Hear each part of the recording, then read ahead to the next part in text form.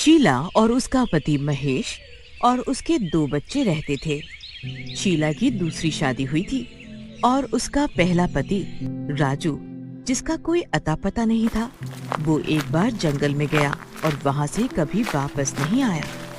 कहा जाता है कि उस जंगल में जो भी इंसान जाता है वो कभी लौट कर नहीं आता। रितेश और आशा दोनों शीला के बच्चे थे, लेकिन आशा रितेश की सौतेली बहन थी।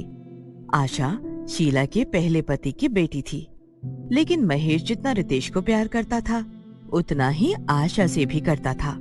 ये बात रितेश को पसंद नहीं थी, क्योंकि वो सोचता था कि आशा उसकी सौतेली बहन है और उसके पापा आशा को ज्यादा प्यार करते हैं। लेकिन आशा रितेश को अपने भाई से भी बढ़कर मानती थी। वो उसको बहुत प्यार करती थी। आशा गांव की एक कपड़े की फैक्ट्री में अकाउंटेंट थी। वो पूरे गांव में सबसे ज्यादा पढ़ी लिखी थी। आशा को देखकर उनके माँ बाप रितेश को भी पढ़ाई करने के लिए बोलते थे, लेकिन रितेश को पढ़ाई करना बिल्कुल पसंद नहीं था। आशा जब भी फैक्ट्री से आती थी तो रितेश के लिए कभी मिठाई तो कभी नए नए खिलौने लेकर आती थी। एक दिन आशा रितेश के लिए नई शर्ट लेकर आई। रितेश, रितेश, कहाँ है भाई? देख, मैं तेरे लिए एक तोहफा लाई हूँ। आशा वो तोहफा रितेश को दे देती है। मुझे नहीं चाहिए ये तोहफा, तुम इसे अपने पास ही रखो। और हाँ, मैं तुम्हारा भाई नहीं हूँ, तो मुझे भाई मत बोला करो। आशा रोते हुए कमरे में चली जाती है।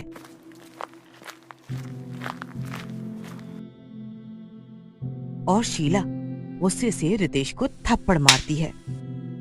रितेश, ये कोई तमीज है अपनी बड़ी बहन से बात करने की? जा अपने कमरे में।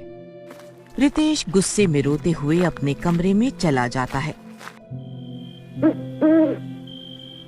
रात को महेश काम पर से घर आता है और घर में सन्नाटा देखकर वो शीला से पूछता है, शीला, आज घर में इतनी शांति कैसे है? दोनों बच्चे कहाँ गए?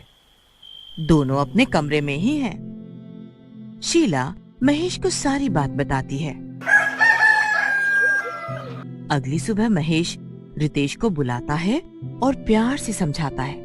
रितेश और गुस्सा हो जाता है और सोचता है कि आशा की वजह से पापा ने मुझ पर आज फिर गुस्सा किया। एक दिन रमेश को किसी काम से बाहर जाना होता है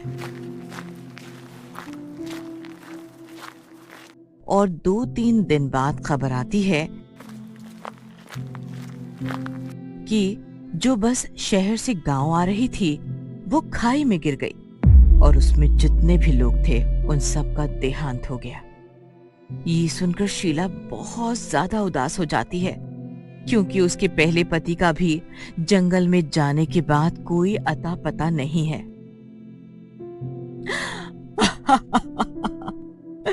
हे भगवान, ये तूने क्या कर दिया?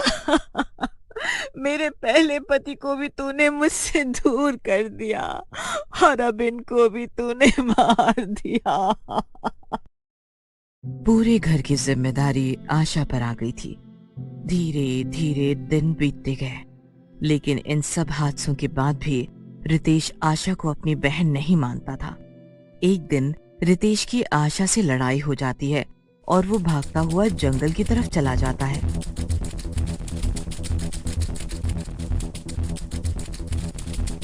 उसे रोकने के लिए आशा भी उसके पीछे भागती हुई जाती है। रितेश, रितेश भाई, वापस आजा। मैं कभी तुझसे लड़ाई नहीं करूंगी। वापस आजा भाई। लेकिन रितेश जंगल से बाहर नहीं आता है।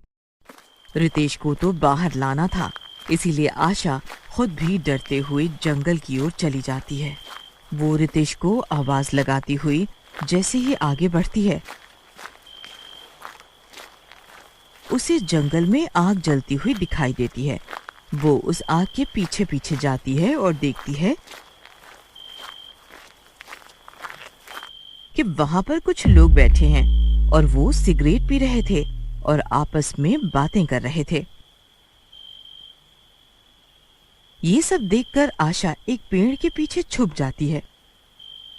ये लोग कौन हैं और यहाँ पर क्या कर रहे हैं? मुझे छुपकर सब कुछ देखना होगा।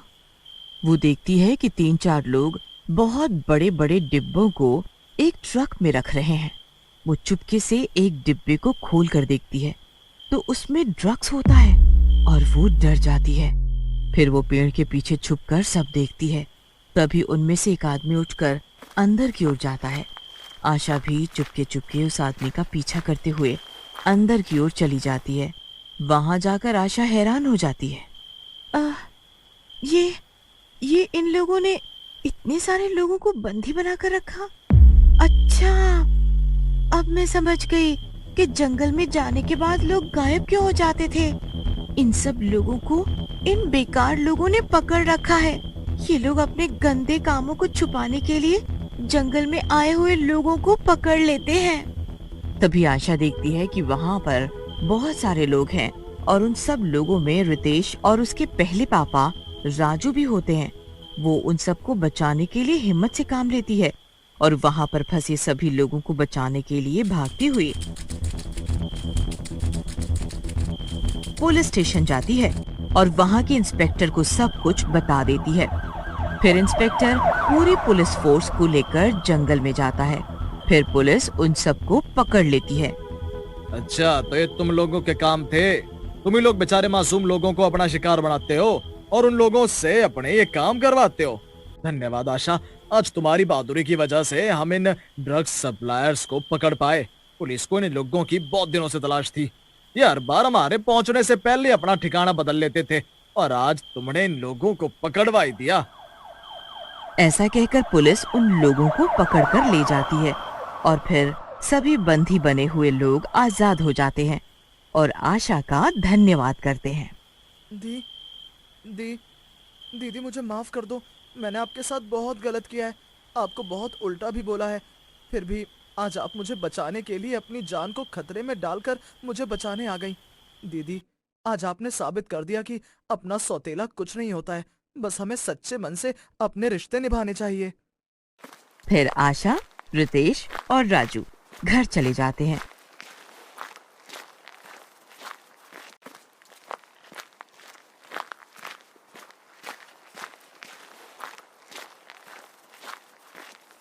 और राजू को देखकर शीला हैरान हो जाती है। फिर राजू शीला को सारी बात बताता है। फिर वो खुशी खुशी रहने लगते हैं।